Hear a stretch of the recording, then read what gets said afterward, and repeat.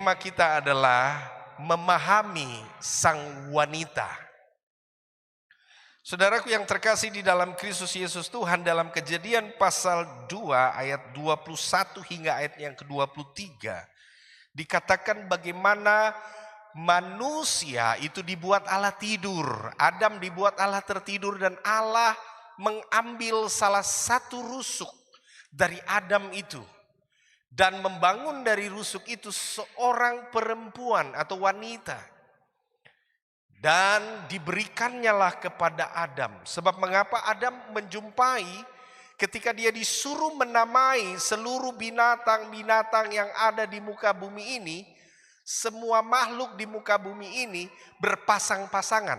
Sedangkan dia tidak melihat bahwa dia memiliki pasangan. Maka disitulah Allah berinisiatif untuk memberikan dia pasangan hidup yang diambilnya dari tulang rusuknya. Saudaraku yang terkasih di dalam Kristus, sebagaimana tema kita tadi adalah memahami sang wanita. Saudaraku yang terkasih dalam Kristus, bahwa makhluk di muka bumi ini yang paling sulit dipahami itu adalah wanita. Setuju apa tidak, saudara? Ya, disclaimer dulu untuk ibu-ibu, khusus bagi para pria. Ya, susah saudara memahami. Kalau bagi kami seorang laki-laki atau pria atau siapapun, memahami wanita atau perempuan itu sangat sulit, saudara. Ya, bagi kami wanita itu adalah makhluk yang paling susah dipahami. Ya, susah dipahami Bapak Ibu Saudara. Tapi yuk kita lihat apa kata firman Tuhan tentang tulang rusuk. Saudara bisa lihat ya, tulang rusuk itu yang pertama, tulang itu saudara adalah tulang yang sangat ringan dibanding segala tulang. Jika dibongkar tulang manusia itu saudara, maka ditimbang, tulang itu termasuk tulang yang paling ringan karena tulang rusuk adalah tulang yang elastis. Saudara tahu elastis bukan berarti dia kayak karet, bukan. Elastis itu artinya mudah lentur, saudara ya. Dibanding tulang lain kalau dibengkok-bengkokkan patah. Sedangkan elastis itu artinya dia mudah lentur. Coba saudara tekan dada saudara, itu lentur kan, dia mudah elastis. Nah, karena dia elastis dan ringan, maka sifat dari wanita itu saudara ringan, dia mudah sekali untuk mengerjakan segala sesuatu. Secapek-capeknya ibu rumah tangga, pasti dia masih bisa bekerja, saudara, ya kan? Betul nggak, saudara? Coba kalau bapak-bapak dia sudah capek, dia tidur saja, malas tahu. Nah, kalau ibu-ibu itu ringan, karena dia ringan, dia mudah, dia bergerak, dia capek, dia nggak rasa capek juga, karena dia harus selesaikan itu, saudara. Itulah sifat dari tulang rusuk, saudara. Karena sifatnya yang elastis ini saudara, ringan ini, makanya jangan heran ya, ibu-ibu itu paling mudah sedikit-sedikit pepek anaknya, cubit anaknya, karena memang suka ringan ya, ringan tangan saudara ya. Karena memang sifatnya yang ringan gitu ya. Kemudian apalagi? Tulang rusuk itu sifatnya kalau saudara pelajari tentang tulang itu melindungi organ dada.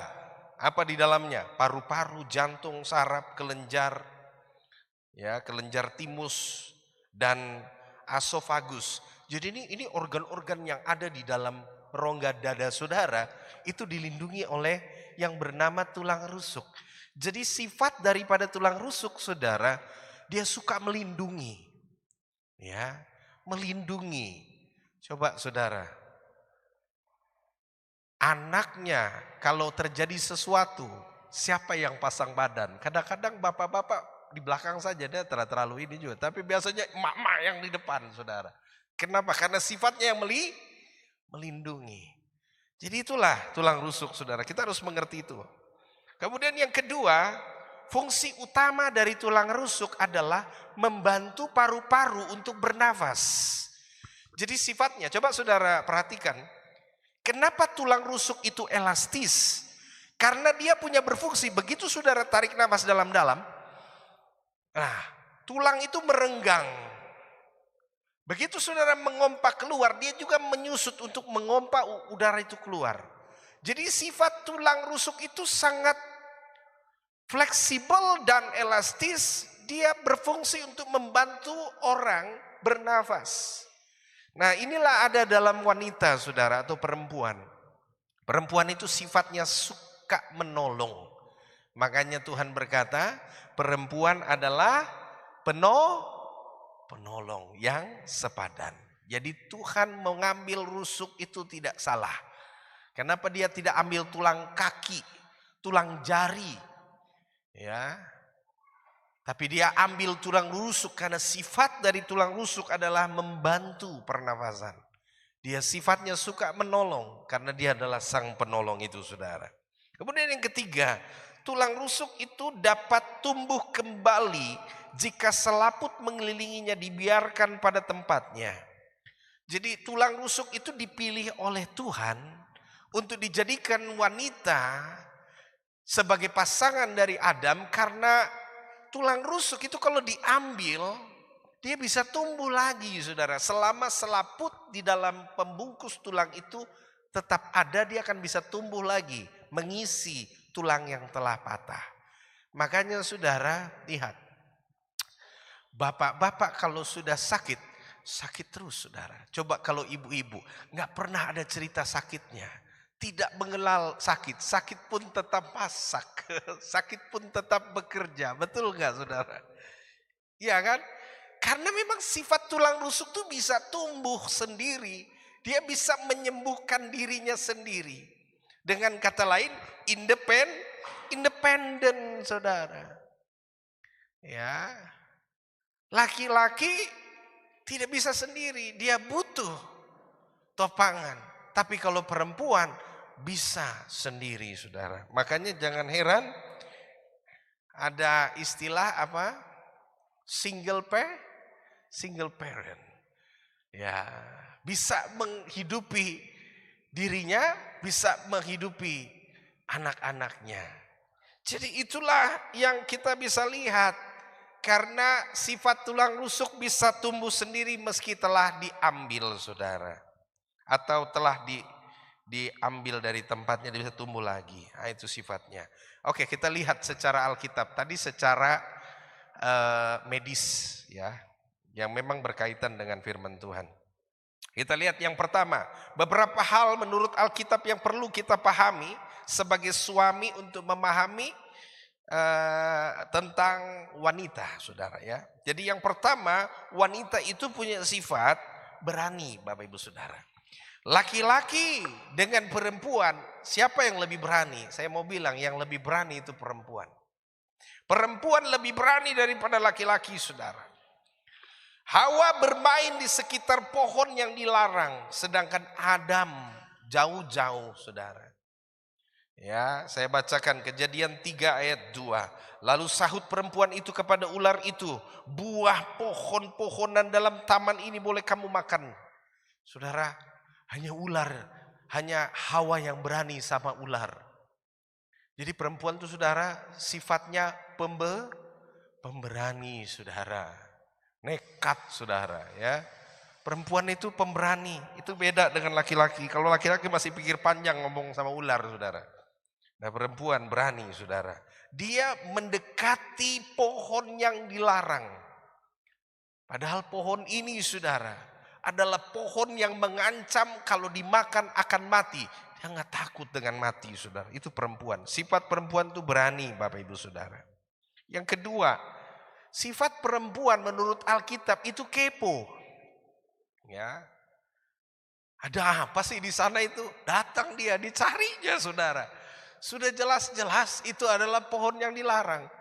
Dia mencarinya. Ya, jangan heran kalau mak-mak itu paling suka yang namanya kepo.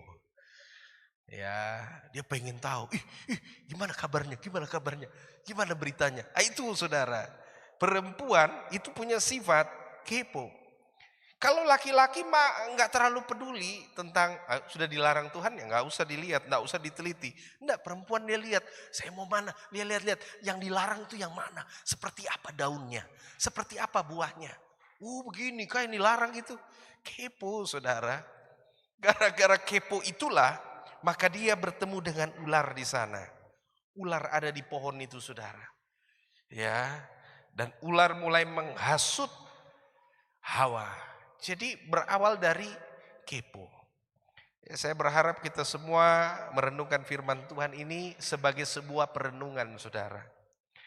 Ya, kita percaya begitu kita belajar Hawa dulunya adalah orang yang kepo. Nah, sekarang kita sebagai wanita-wanita Kristen, umat Kristus, kita mengalahkan ular itu. Jadi kita nggak boleh jadi perempuan yang kepo, sudah malas tahu aja lah gitu. Kemudian yang ketiga, kita lihat beberapa hal yang sebagai seorang pria atau mungkin sebagai seorang yang sudah berumah tangga atau sebagai suami, kita harus memahami bahwa yang ketiga, wanita itu tidak berpikir panjang orangnya. Sifat wanita tidak berpikir panjang. Sifatnya dia tidak memikirkan apa dampak dari yang dia ngomong, apa dampak dari dia putuskan. Itulah wanita. Coba saudara baca. Lalu ia mengambil dari buahnya dan dimakannya dan diberikannya juga kepada suaminya yang bersama-sama dengan dia, dan suaminya pun memakannya. Jadi wanita punya sifat, dia nggak pikir panjang. Dia makan buah itu, dia kasih langsung saja, seenaknya saja. Dia nggak mikir, habis makan ini nanti mati gitu. Nggak mikir. Nah, inilah sifat daripada perempuan menurut Alkitab. Dan saya percaya perempuan masa kini adalah perempuan yang dipenuhi Roh Kudus, tentunya sudah tidak lagi memiliki kehidupan seperti ini. Tapi jikalau saudara memiliki kehidupan seperti ini, berarti kita harus berdoa, berperang, berdoa dan berpuasa supaya sifat kita yang tidak berpikir panjang dengan hidup ini itu berubah. Amin. Kita bukan lagi Hawa, kita adalah Esther masa kini. Kita adalah apa, saudara? Deborah masa kini. Kita adalah Hana masa kini yang merubah sebuah tatanan, sebuah sejarah. Kita adalah history maker, pembuat sejarah baru, bahwa perempuan yang berpikir dengan logika yang baik, didasari firman Tuhan. Sebab kalau pada umumnya perempuan itu bersifat menurut Alkitab tidak pikir panjang. Ya, dia tidak pikir dampak. Lihat saja saudara, ada banyak orang yang masih memiliki roh Hawa itu nggak mikir, saudara, ngomong apa, nggak mikir gitu. Sehingga dari omongannya itu memicu emosi orang yang mendengarnya. Jangan heran saudara, ada beberapa orang di mana dia ngomong sembarangan, suaminya sudah banyak masalah di tempat kerja, terjadilah keributan, saudara. Kenapa terjadi keributan, bahkan juga terjadi sesuatu? Saya percaya dan yakin karena itu sebagai perempuan seringkali tidak memikirkan dampak dari apa yang dia kerjakan. Jadi kita belajar dari Hawa yang tidak pernah berpikir panjang dan tidak berpikir dampak dari apa yang dia buat. Itulah yang menjadi penyebab, saudara, kenapa mereka diusir dari Taman Eden, yaitu karena tidak berpikir panjang. Pokoknya harus dituntaskan saya punya emosi ini. Caranya bagaimana? Ya nggak tahu, mau maki orang, mau apa. Nah, inilah terjadi masalah besar, saudara. Jadi mari kita belajar lewat firman Tuhan, kita diingatkan. Menjadi wanita Kristus adalah wanita yang berpikir dulu sebelum melangkah. Jangan ikuti kata hati. Karena kalau kata hati berkata, saya harus dipuaskan dulu dengan kemarahan, maka apa yang terjadi? Dampaknya buruk, saudara. Jadi jangan berpikir pendek, tapi berpikirlah lebih panjang. Jangan punya sumbu pendek supaya jangan cepat meledak, saudara. Ya. Yang keempat yang perlu kita pelajari, bahwa wanita atau perempuan, saudara, punya sifat tidak mau sendiri. Dia suka mengajak orang. Ya. Jadi perempuan itu, saudara, kebiasaannya kan harus rame-rame gitu. Nah, makanya begitu dia makan buah itu dia rasa enak, dia juga membaginya buat Adam. Adam, makan Adam. Apa ini? Saya belum pernah lihat buah ini. Makan aja, enak loh. Saya sudah rasa enak. Nanti begitu Adam sudah makan, loh kok aneh. Ada apa dengan diri saya? Ini buah dari mana? Buah dari yang dilarang. Wah, Tuhan kan sudah larang tidak boleh makan buah itu. Nah, kebiasaannya memang perempuan itu suka nggak mau sendiri, saudara. Jadi dia suka mengajak orang lain. Itu memang sudah sifatnya. Ya.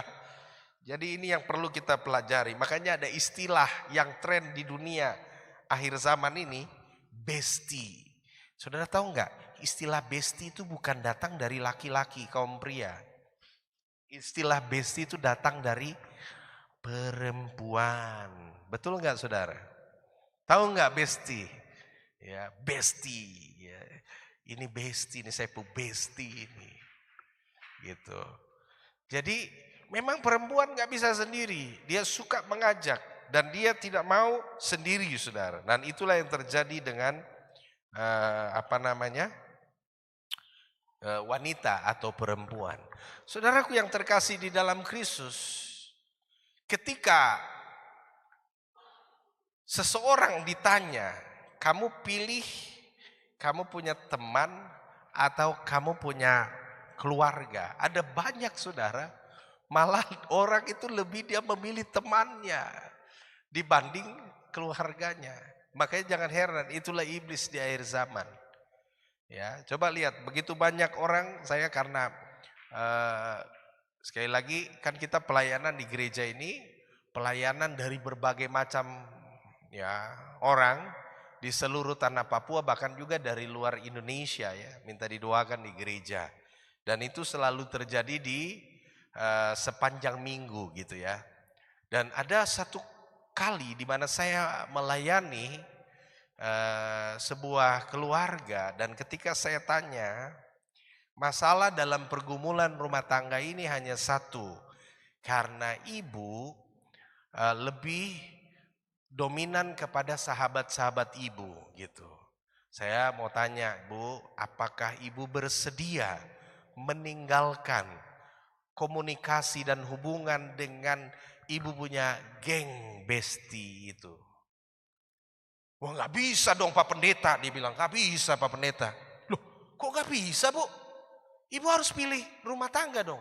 Ya rumah tangga tetap rumah tangga, Pendeta. Tapi kalau urusan bestie nggak bisa Pak Pendeta, itu geng saya.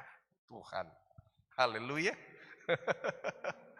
Ya, jadi itu tadi, makanya tadi saya bilang bahwa perempuan harus kita pahami, dia nggak bisa dipisahkan dari bestinya gitu. Walaupun dia sudah berumah tangga, saudara larang dia nggak bisa. Itu bestinya itu, dia akan lebih memilih bestinya, saudara. Ya, ini perlu ya. Makanya saudara kadang-kadang bapak-bapak itu bingung juga. Makanya dibilang makhluk yang paling susah dipahami. Tapi enggak juga susah-susah, saudara. Intinya dia memang enggak bisa sendiri. Gitu. Nah, kalau saudara mau dia lepas dari bestinya, maka saudara harus jadi bestinya istri saudara atau pasangan hidup saudara. Ya. Kalau saudara bertanya, Pendeta terus gimana dong caranya? Ya engkau kalau mau dia lepas dari besti-bestinya itu, kau harus jadi bestinya dia. Gitu. Kondisikanlah hidupmu seperti engkau bestinya dia. Maka saya percaya dan yakin dia bisa lepaskan itu besti-besti itu. Ya. Jadi Bapak Ibu pahami itu ya. Kalau saudara mau dia terlepas daripada grup gengnya tadi, saudara harus mengambil sebuah langkah menjadi seperti sahabat dia. Kemudian yang kelima, Bapak Ibu Saudara, yang perlu kita pahami dari perempuan atau wanita, perempuan itu sangat mudah diperdaya. Apa itu diperdaya?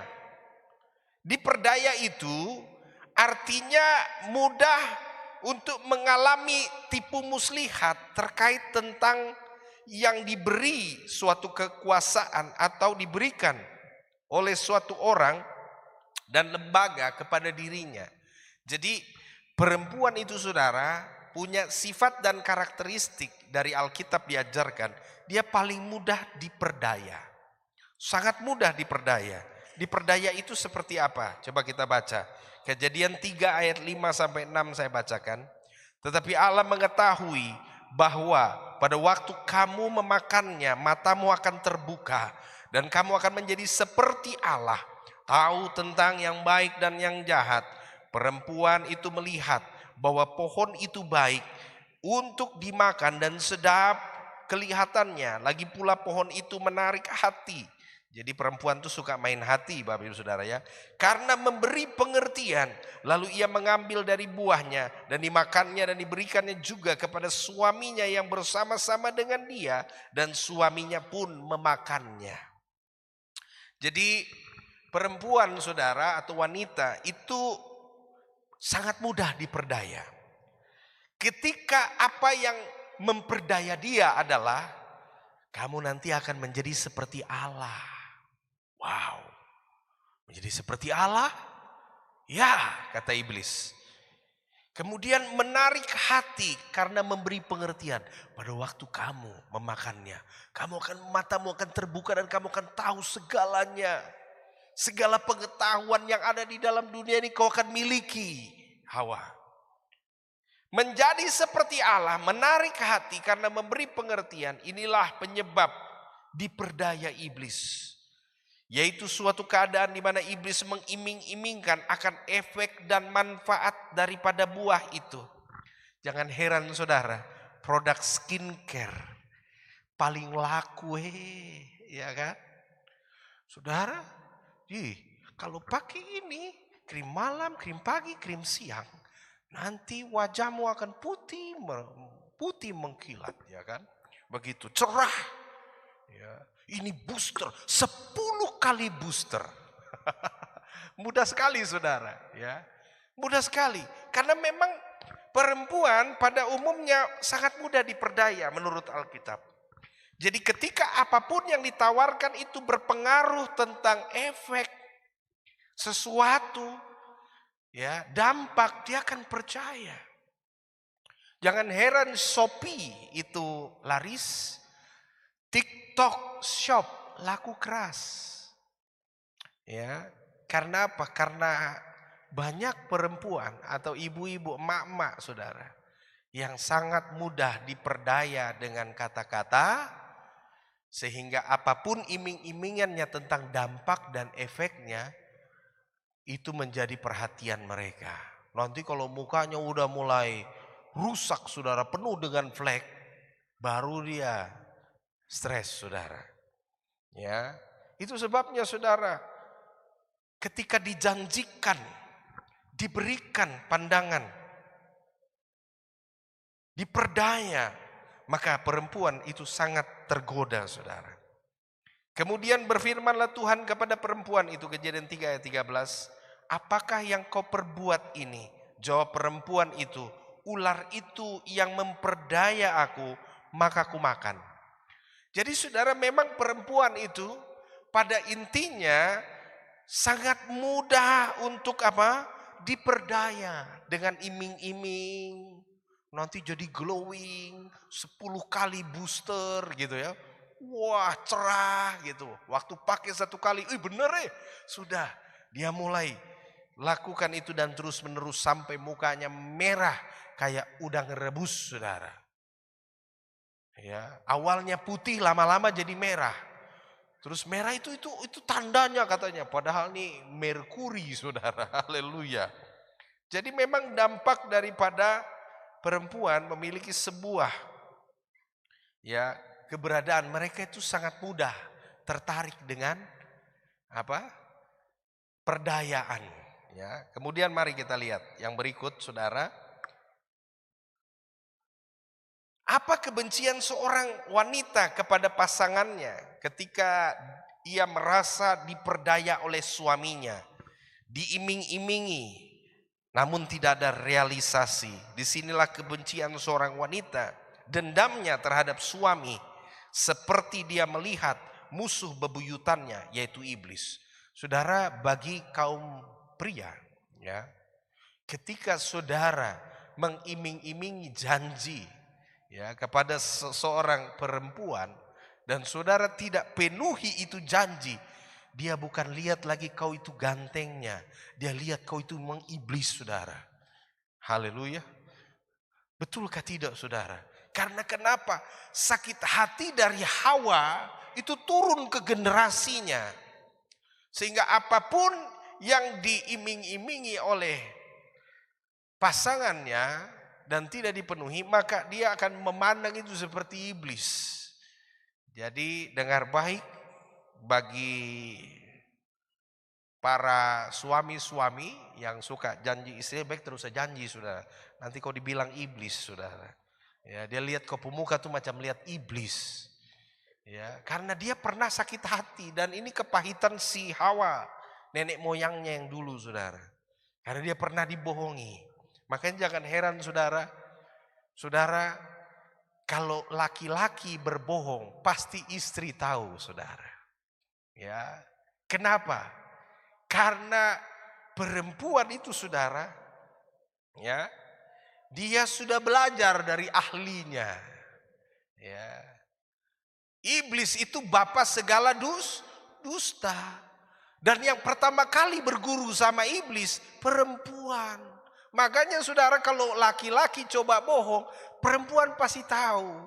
Saudara mau bohong sama perempuan gak bisa. Mereka pakarnya berbohong, saudara. Ya kan? Betul gak? Karena dia belajar sama sang ahlinya, ular di Taman Eden. Ya, jadi sekali lagi tidak bisa. Jadi bapak-bapak dengar baik, jangan coba-coba berbohong sama perempuan. Ya, dia akan tahu, instingnya sangat kuat karena kita belajar dari perempuan, saudara. Adam belajar bohong dari perempuan. Nah, perempuan belajar langsung dari ahlinya.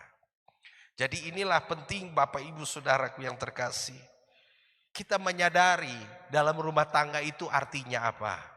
Artinya tidak boleh ada kebohongan. Makanya Alkitab langsung bilang, begitu Allah ciptakan wanita itu dan ditempatkannya di sisi Adam, ada firman ayat berkata pada ayat yang selanjutnya, keduanya telanjang dan tidak merasa malu. Artinya dalam hubungan suami istri, rumah tangga, tidak boleh ada saling bohong membohongi. Itu maksud daripada khotbah ini, saudara.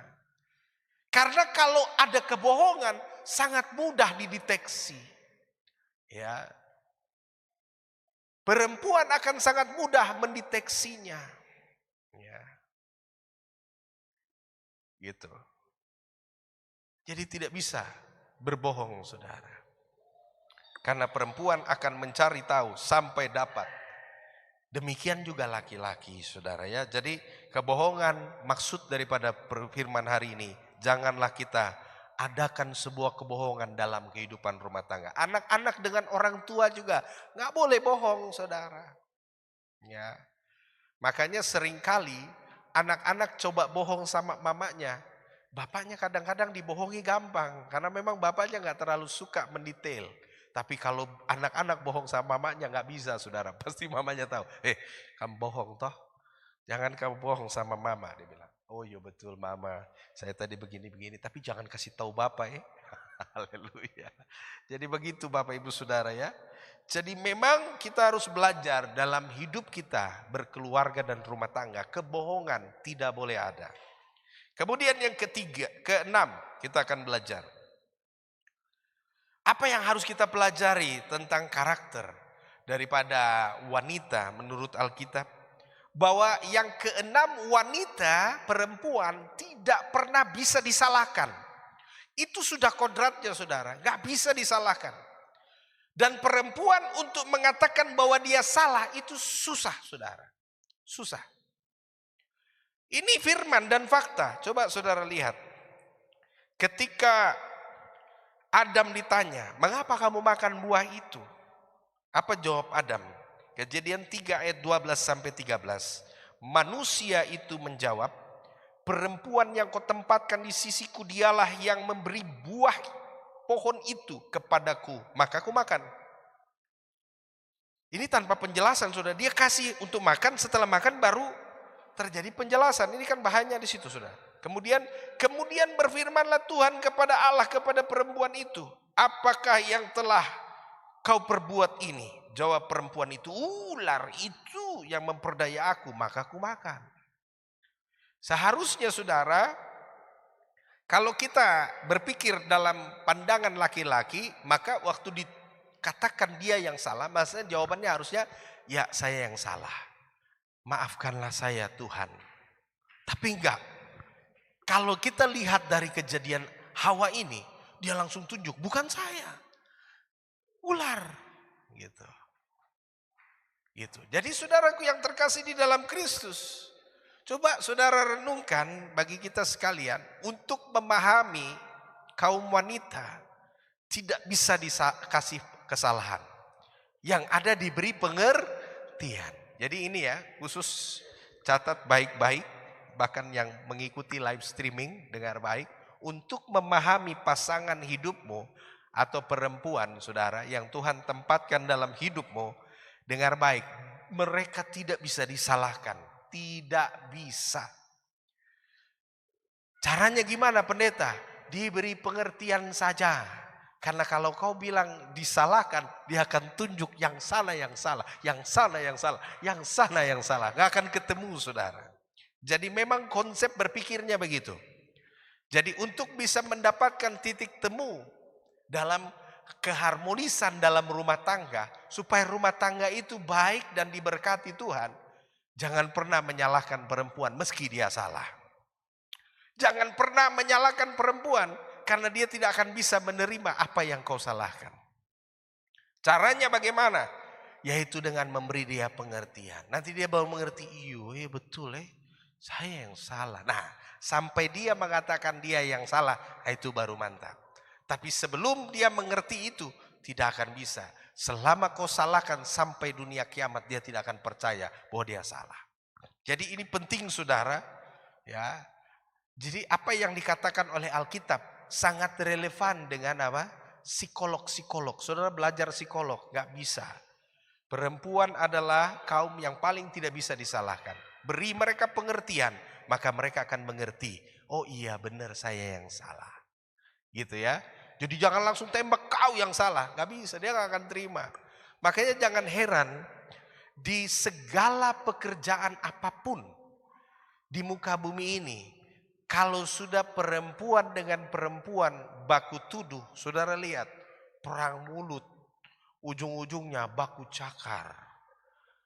Kenapa itu terjadi? Karena konsepnya hanya satu, bahwa perempuan sudah menjadi kodratnya nggak pernah bisa mengaku dia salah, itu nggak bisa. Makanya jangan heran, perempuan kalau baku adu nggak pernah ada ketemu siapa yang benar. Beri pengertian, baru mereka ngerti, oh iyo saya yang salah. Tapi kalau ditembak di muka bahwa dia salah, dia nggak akan pernah bisa terima dia salah. Itulah cara memahami perempuan. Ya, jadi ibu-ibu untuk memahami teman kerjamu, rekan kerjamu di tempat engkau bekerja, caranya begitu saudara ya. Pahamilah bahwa sesama perempuan tidak mau disalahkan. Walaupun salah. Caranya gimana? Kasih pengertian. Kalau enggak saudara akan konflik terus. Betul enggak? Saudara kerja di mana sama orang sesama perempuan ini. Dia yang salah, dia yang salah, dia yang salah. Kasih pengertian baru dia ngerti. Oh iya benar saya yang salah. Gitu saudara. Tapi kalau langsung terjadi cekcok. Makanya saudara di tempat kerja itu jarang kali perempuan saja. Pasti ada laki-laki juga supaya balance. Kalau semua perempuan dengan perempuan tidak ada yang mau disalahkan. Hancur saudara pekerjaan itu. Ya, jadi itu pentingnya di situ ya. Penutup yang saya mau sampaikan bahwa setelah kita mempelajari dari Alkitab, maka kita dapat menyimpulkan bahwa yang pertama, pendapat tentang susahnya memahami wanita terbantahkan. Sebab Alkitab menjamin bahwa memahami wanita tidak sesulit yang dibayangkan. Ya, kemudian yang kedua, melihat dari besar fungsinya tulang rusuk dalam kehidupan manusia, maka wanita dan karyanya dalam kehidupan umat manusia sangat patut dihargai dan disanjung. Jadi perempuan harus disanjung saudara, karena dia yang melahirkan generasi. Tanpa perempuan kita akan binasa, genosida saudara. Kemudian yang ketiga, mari kaum pria menempatkan kaum wanita sebagai tempat yang tepat dalam kehidupan kita, yang akan memberikan dampak yang sangat baik dalam kehidupan umat manusia. Dan yang keempat, ingatlah wanita pewaris keturunan dan keberlangsungan umat manusia.